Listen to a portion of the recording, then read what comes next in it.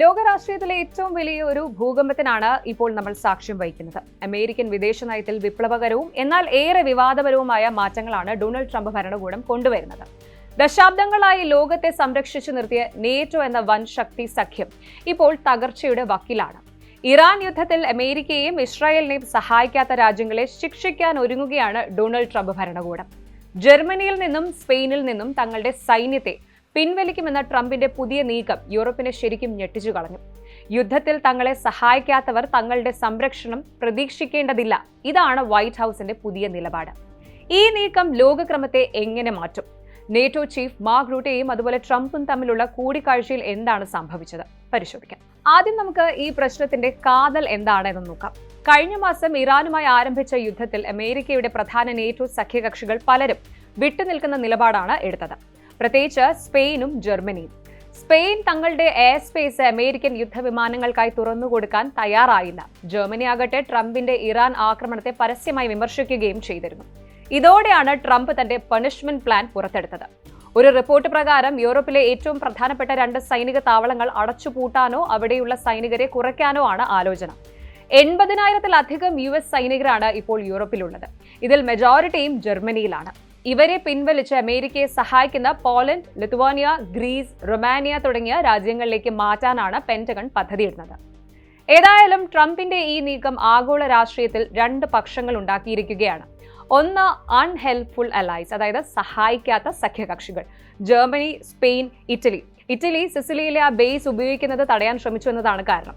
ഇനിയുള്ളത് സപ്പോർട്ടീവ് അലൈസ് അല്ലെങ്കിൽ സഹകരിക്കുന്നവർ. Poland, Romania, Lithuania, Greece എന്ന രാജ്യങ്ങളാണ് ഇതൊക്കെ. White house press secretary Karoline Leavitt പറഞ്ഞത് വളരെ ലളിതമാണ്. അമേരിക്കൻ ജനതയെ നേറ്റോ വഞ്ചിച്ചു എന്നത് ഖേദകരമാണ്. അതായത് അമേരിക്കൻ നികുതി പണം ഉപയോഗിച്ച് ഈ രാജ്യങ്ങളുടെ സുരക്ഷ ഉറപ്പാക്കുമ്പോൾ തിരിച്ചൊരു ആവശ്യം വന്നപ്പോൾ അവർ അമേരിക്കയെ കൈവിട്ടു എന്നതാണ് വാഷിംഗ്ടണിന്റെ പരാതി. സഖ്യകക്ഷികളുടെ ഈ ഇരട്ടത്താപ്പ് കണ്ടിട്ടാവണം നേറ്റോയെ വെറും ഒരു പേപ്പർ ടൈഗർ, കടലാസ് പുലി എന്നാണ് ട്രംപ് ഇപ്പോൾ പരിഹസിക്കുന്നത്. ഇനി ഈ ഭീഷണിക്ക് മറുപടിയായിട്ട് സ്പെയിനും ജർമ്മനിയും എന്ത് പറയുന്നു എന്നൊന്ന് നോക്കാം. സ്പാനിഷ് പ്രധാനമന്ത്രി പെഡ്രോ സാഞ്ചസ് വളരെ കർക്കശമായ നിലപാടിലാണ്. നോ ടു വാർ എന്നാണ് അദ്ദേഹത്തിന്റെ മുദ്രാവാക്യം. അന്താരാഷ്ട്ര നിയമങ്ങളെ ലംഘിച്ചുകൊണ്ട് നടത്തുന്ന ഒരു യുദ്ധത്തിന്റെ ഭാഗമാകാൻ സ്പെയിൻ തയ്യാറല്ല എന്ന് അദ്ദേഹം വ്യക്തമാക്കി. സ്പെയിനിലെ റൂത അതുപോലെ മോറോൺ ബേസുകൾ ആക്രമണ ആവശ്യങ്ങൾക്കായി ഉപയോഗിക്കാൻ അദ്ദേഹം അനുമതി നിഷേധിക്കുകയും ചെയ്തിരുന്നു. അതേസമയം ജർമ്മൻ ചാൻസലർ ഫ്രീഡറിക് മേഴ്സ് അല്പം കൂടി നയതന്ത്രപരമായിട്ടാണ് നീങ്ങുന്നത്.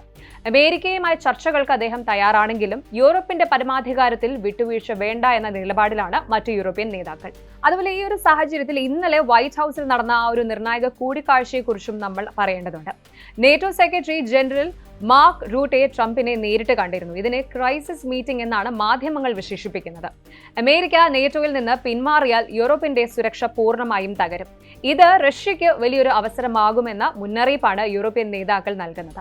പക്ഷേ ട്രംപിന്റെ മറുപടി വളരെ വ്യക്തമാണ്. തങ്ങളുടെ ബജറ്റിന്റെ 2% പ്രതിരോധത്തിനായിട്ട് ചിലവാക്കാത്തവർക്കും അതുപോലെ യുദ്ധത്തിൽ സഹായിക്കാത്തവർക്കും അമേരിക്കൻ ടാക്സ് പേയേഴ്സിന്റെ പണം നൽകാനാവില്ല. ട്രാൻസ് അറ്റ്ലാന്റിക് റിഫ്റ്റ് അല്ലെങ്കിൽ അറ്റ്ലാന്റിക് സമുദ്രത്തിന് ഇരുവശവുമുള്ള രാജ്യങ്ങൾ തമ്മിലുള്ള ഈ അകൽച്ച 2ാം ലോക മഹായുദ്ധത്തിന് ശേഷം ഇത്രയും രൂക്ഷമാകുന്നത് ഇത് ആദ്യമായിട്ടാണ്. ഇതിന്റെ പ്രത്യാഘാതം വെറും ഒരു സൈനിക പിന്മാറ്റത്തിൽ ഒതുങ്ങില്ല. സ്പെയിനെതിരെ ട്രേഡ് ഉപരോധങ്ങൾ ഏർപ്പെടുത്തുമെന്നും ട്രംപ് ഭീഷണി മുഴക്കിയിട്ടുണ്ട്.